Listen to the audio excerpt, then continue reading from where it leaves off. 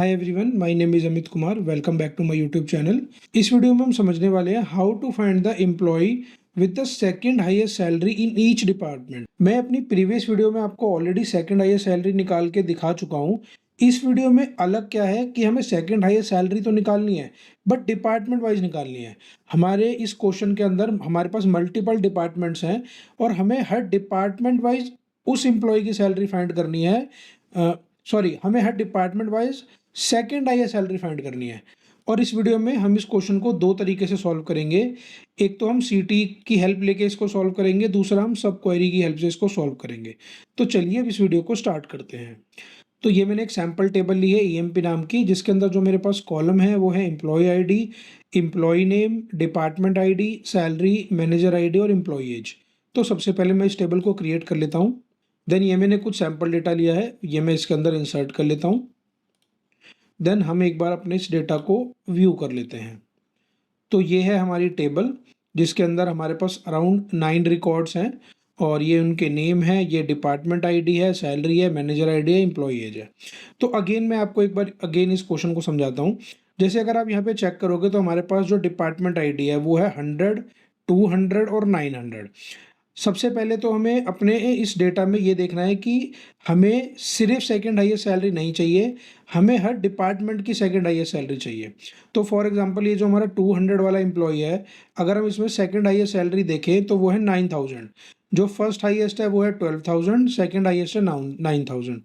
ऐसे ही जो 100 डिपार्टमेंट वाला एम्प्लॉय की सैलरीज हैं, उसके अंदर जो हमारी टॉप सैलरी है वो है 15000 और सेकंड हाईएस्ट सैलरी है 10000। और जो हमारा थर्ड डिपार्टमेंट है 900, क्योंकि उसके अंदर सिर्फ एक ही एम्प्लॉय है तो उसके अंदर जो सेकंड हाईएस्ट सैलरी है वो हम कैलकुलेट ही नहीं करेंगे।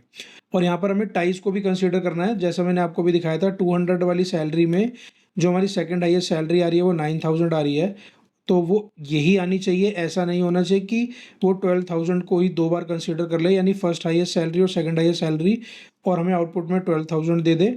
और ये जो हमारा 100 वाला डिपार्टमेंट है, अगर आप इसके अंदर भी चेक करोगे तो फर्स्ट हाईएस्ट सैलरी 15000 है और सेकंड हाईएस्ट सैलरी यहाँ पे दो एम्प्लॉयज़ की है, तो ये दोनों एम्प्लॉयज़ हमारे आउटपुट में आने चाहिए। तो इसलिए हमें विंडो फंक्शन जो हम यूज़ करेंगे वो उसी हिसाब से यूज़ करना चाहिए। तो यहाँ पे हम डेंस विंडो फंक्शन का यूज़ करेंगे, और वो मैं आपको प्रीवियस वीडियो में बता भी चुका हूँ कि dense window function normal rank function और रो नंबर से कैसे डिफरेंट होता है।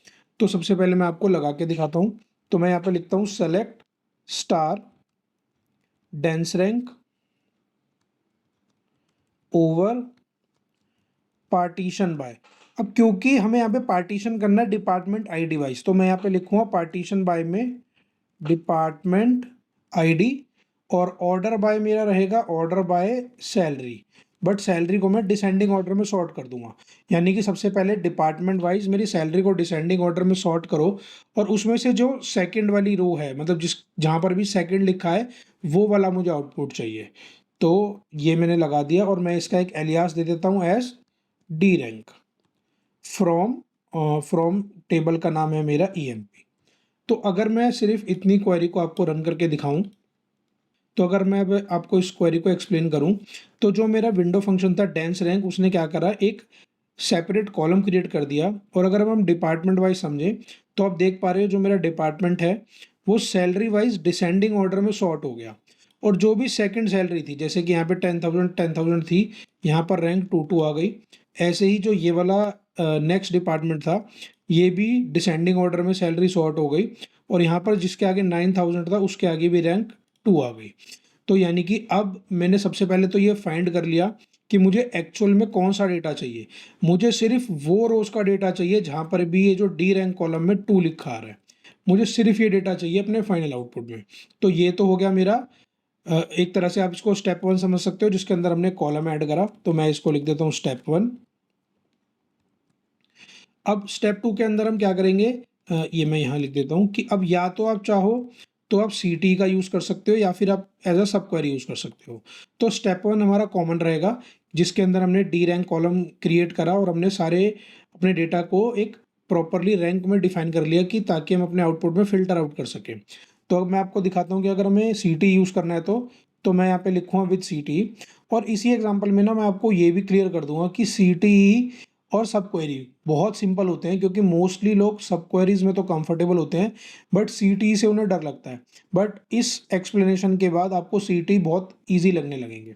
तो मैंने यहाँ पे लिखा विद सीटी एज, और मैंने अब क्या करा, ये जो मेरी सब क्वेरी थी इसको एग्जैक्ट कॉपी करके यहाँ पे पेस्ट कर दिया, जो भी मेरे स्टेप 1 में मैंने लिखा था। और अब मैंने लास्ट में क्या करा, select star from CT where D rank equals to 2। और अब मैं आपको इस क्वेरी को अगर रन करके दिखाऊंगा तो सिर्फ वो वाला डेटा फिल्टर आउट हो जाएगा जहाँ पर भी डी रैंक में 2 था, यानी कि ये है output department wise second highest salary का। और सेम चीज़ अब देखो, अगर मैं आपको इसको इजी वर्ड्स में एक्सप्लेन करूँ तो हमने एक्चुअल में सीटी में क्या करा, ये जो हमारा स्टेप 1 का आउटपुट था, एक मैंने सीटी डिफाइन करा, सीटी हम डिफाइन करते हैं विद सीटी एज, बस मैंने ये 3 वर्ड लिखे, ओपन ब्रैकेट करा, अपनी स्टेप 1 की क्वेरी को पेस्ट करा और ब्रैकेट को क्लोज कर दिया। अब सिंपल जैसे हम एक नॉर्मल टेबल में से डेटा फैच करते हैं, क्योंकि अब ये जो क्वेरी है इसको मैंने इनसाइड कर दिया सीटी के, और मैंने अपने सीटी का नाम दिया है सीटीई, यानी विद सीटीई। यहाँ पे ज़रूरी नहीं आप सीटी लिखो, आप कुछ भी लिख सकते हो, अभी मैंने सीटीई लिखा। अब सिंपल जैसे अगर हमें किसी टेबल में से डेटा को फैच करना है तो हम क्या लिखते हैं, select star from table name. तो एग्जैक्ट मैंने वही लिखा, सेलेक्ट स्टार फ्रॉम, अब टेबल नेम की जगह मैंने यहाँ पे सीटी लिख दिया क्योंकि मुझे इसमें से डेटा फैच करना है, और यहाँ मैंने वेयर कंडीशन लिख दी, where D rank equals to 2, और वही जो यहाँ पे हमें शो हो रहा था। अब सेम यही चीज़ को हम इम्प्लीमेंट करते हैं यूजिंग सब क्वेरी। तो अगेन मैं क्या करता हूँ, मैं यहाँ पे लिखता हूँ सेलेक्ट स्टार फ्रॉम, फ्रॉम को मैं नेक्स्ट लाइन में लिख लेता हूँ फ्रॉम। अब एग्जैक्ट वही स्टेप 1 को मैं कॉपी करता हूँ, ये जो मेरा स्टेप 1 था इसको मैं कॉपी कर लेता हूँ, और मैं क्या करूँगा, ये जो मैंने ब्रैकेट ओपन करा है इसके बाद लाके मैंने इसको पेस्ट कर दिया, और अब मैंने इस ब्रैकेट को यहाँ पर क्लोज कर दिया। अब सीटी में और सब क्वेरी में क्या डिफरेंस है, जब हम सीटी डिफाइन करते हैं तो वो हमें स्टार्टिंग में करना पड़ता है, जैसे मैंने यहाँ करा, और ब्रैकेट ओपन करके मुझे उसके अंदर जो भी मैंने डिफाइन करा है मैं वो लिखता हूँ। बट सब क्वेरी के केस में क्या है, क्योंकि मैंने एज अ सब क्वेरी से यूज़ करा है, तो अब मुझे सब क्वेरी का नाम देना है, तो वो मैं यहाँ दे दूंगा एज, कुछ भी दे सकते हो आप, एज टी। तो ये मैंने अपनी सब क्वेरी का नाम दे दिया, और अब मैं क्या लिखूंगा यहाँ पे, where T dot D rank equals to 2। अब मैंने यहाँ पे टी क्यों लिखा, देखो टी मैंने इसलिए लिखा क्योंकि मैं इसको रेफर कर रहा हूँ, और मैंने इस पूरी का नाम लिखा है यहाँ पे टी। जैसे कि हमने ऊपर सपोज इस पूरी का नाम हमने विद सीटी रखा था, यानी सीटी रखा था, तो मैंने यहाँ पे लिखा select star from CT where D rank equals to 2। Same concept आप यहाँ पर अगर समझने की कोशिश करो, ये मेरी क्वेरी है। अब सब क्वेरी में हम लिखते ही ऐसे कि सब क्वेरी का नाम मैंने लिखा एज टी, और मैंने क्या लिखा टी, यानी कि इस सब क्वेरी के कॉलम है जो डॉट, कॉलम का नाम हम लिखते हैं डॉट कॉलम का नाम, तो मैंने यहाँ पे लिखा डॉट डी रैंक, वो मेरा ये है इक्वल्स टू 2। अब मैं इसको भी रन करूंगा तो हमारे पास सेम ही आउटपुट आएगा, तो सेम आउटपुट आया। तो सबसे पहले तो आप सी से अगर आपको डर लगता है या आप यूज़ नहीं करते हो तो आप इसको समझो, सी इवन मेरे को तो सब क्वेरी से भी ज़्यादा सिंपल लगती है, क्योंकि यहाँ पे सब क्वेरी में हमें यहाँ पे नाम देना पड़ता है, बट यहाँ पे तो हम सिंपली एक टेबल डिफाइन कर देते हैं विद सी टी एज, और ब्रैकेट के अंदर अपनी क्वेरी लिखी, और लास्ट में हमें जहाँ भी सी टी को यूज़ करना है हमें सिर्फ ये लिखना होता है, select star from C T, या फिर अगर आप कोई स्पेसिफिक कॉलम यूज़ कर रहे हो सी टी में से तो आप उन कॉलम्स का नाम ले सकते हो, और यहाँ पे जो भी हमारी वेयर की या फिल्टर की कंडीशन होती है। तो ये था हमारा क्वेश्चन का सॉल्यूशन, जिसके अंदर हमने फाइंड करा employee with the second highest salary in each department. And I hope आपको ये वीडियो इन्फॉर्मेटिव लगी हो और आपको इस वीडियो से कुछ सीखने को मिला हो, और ये इंटरव्यू के लिए भी काफ़ी इंपॉर्टेंट क्वेश्चन है। तो इस वीडियो के लिए इतना ही, अब हम मिलते हैं नेक्स्ट वीडियो में।